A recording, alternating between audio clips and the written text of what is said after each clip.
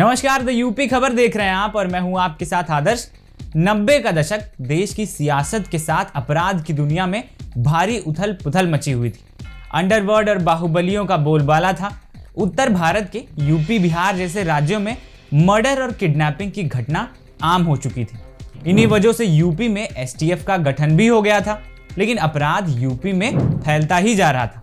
इसी बीच एक ऐसा नाम सामने आया जिसे अपराध की दुनिया में किडनैपिंग किंग के नाम से जाना गया है, और वो नाम था बबलू श्रीवास्तव का, जो कॉलेज से निकलकर जुर्म की दुनिया में बाहुबली बनकर सामने आया था। गाजीपुर के रहने वाले किडनैपिंग किंग बबलू श्रीवास्तव का असली नाम ओम प्रकाश श्रीवास्तव है। एक अध्यापक के घर में जन्मे बबलू का सपना तो आर्मी में ज्वाइन करना था, लेकिन नियति को कुछ और ही मंजूर था। बबलू के पिताजी विश्वनाथ प्रताप श्रीवास्तव जीटीआई में प्रिंसिपल थे। बड़ा भाई विकास श्रीवास्तव आर्मी में कर्नल है और बबलू में भी बड़े भाई की जैसे सेना में अफसर या फिर उससे आईएएस अधिकारी बनने की ललक थी। लेकिन उसकी जिंदगी को कॉलेज की एक छोटी सी घटना ने पूरी तरीके से बदल कर रख दिया और वो कुछ और ही बन गया। आज की हम अपनी इस सीरीज में जानेंगे किडनैपिंग किंग बबलू श्रीवास्तव के बारे में, तो चलिए शुरू करते हैं। बबलू श्रीवास्तव की जिंदगी एकदम बढ़िया चल रही थी। बबलू और अपराध कहीं से कोई कनेक्शन ही नहीं था। बबलू आम छात्र की तरह जीवन में पढ़ लिख कर कुछ बनना चाहता था, लेकिन समय को कुछ और ही मंजूर था। 1982 में लखनऊ विश्वविद्यालय में छात्र संघ चुनाव हो रहे थे। बबलू का एक दोस्त नीरज जैन चुनाव में महामंत्री पद का उम्मीदवार था। प्रचार जोरों पर था। छात्र नेता एक दूसरे को हराने के लिए किसी भी हद तक जाने को तैयार थे। ऐसे में इस दौरान दो छात्र गुटों में चुनावी झगड़ा हो गया, जिसे किसी ने एक छात्र को चाकू मार दिया। घायल छात्र का संबंध लखनऊ के माफिया अरुण शंकर शुक्ला उर्फ अन्ना के साथ था। अन्ना ने अपने रसूख से बाबत श्रीवास्तव को आरोपी बनाकर जेल भिजवा दिया। यह बबलू के खिलाफ पहला मुकदमा था। कुछ दिनों के बाद बबलू श्रीवास्तव जमानत पर छूटकर बाहर आ गया, लेकिन अन्ना को वो नाकाबिले बर्दाश्त था। उसने एक बार फिर से बबलू को एक स्कूटर चोरी के आरोप में सलाखों के पीछे डलवा दिया। उधर बेटे पर बार बार आपराधिक गतिविधियों में शामिल होने की बात सामने आने से परिवार की सारी ख्वाहिशें मिट्टी में मिल रही थी। घर वालों ने नाराज होकर बबलू की जमानत तक न कराई और उसे 2 हफ्ते जेल में बिताने पड़े। इसके बाद तो एक के बाद एक कई मामले बबलू के सिर पर मढ़े जाते थे। बबलू अब थक चुका था और एक दिन परेशान होकर उसने घर छोड़ने का फैसला कर लिया और हॉस्टल में रहने लगा। यहां रहकर उसकी अन्ना के बदले की आग और तेज हो गई थी।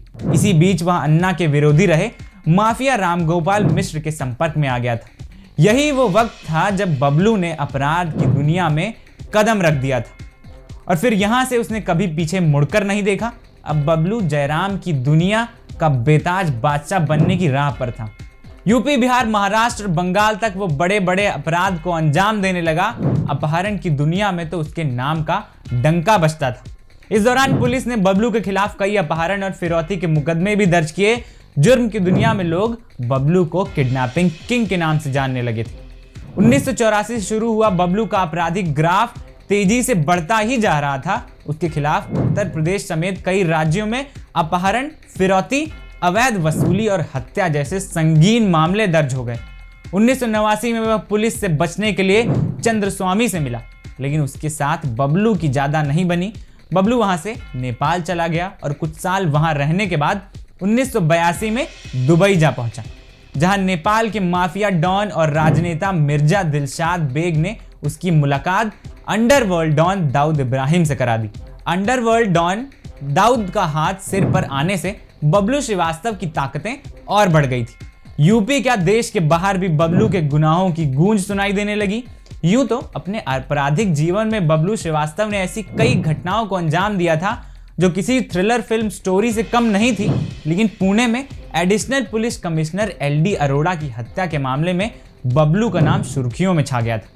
आरोप था कि बबलू और उसके साथी मंगे और सैनी ने सरेआम एडिशनल कमिश्नर अरोड़ा की गोलियों से छलनी कर दिया था। इस मामले की सुनवाई करते हुए बबलू और उसके साथियों को अदालत ने दोषी माना और तीनों को उम्र कैद की सजा सुना दी थी। 1995 से पुलिस की गिरफ्त में आए बबलू श्रीवास्तव आज भी जेल में हैं और बीते दिनों बरेली जेल के अपनी बिगड़ती स्वास्थ्य को लेकर चर्चा में हैं। एक समय जिस अंडरवर्ल्ड डॉन बबलू श्रीवास्तव के नाम से पुलिस और माफिया कांपते थे, आज 60 साल की उम्र में वो बीमारियों की गिरफ्त में कराह रहा है। फिलहाल आज की इस खास पेशकश में इतना ही। ऐसी तमाम सीरीज, ऐसे तमाम नेताओं की, ऐसे तमाम गुनहगारों की लेकर हम एक बार फिर से हाजिर होंगे। तब तक के लिए देखते रहिए द यूपी खबर। नमस्कार।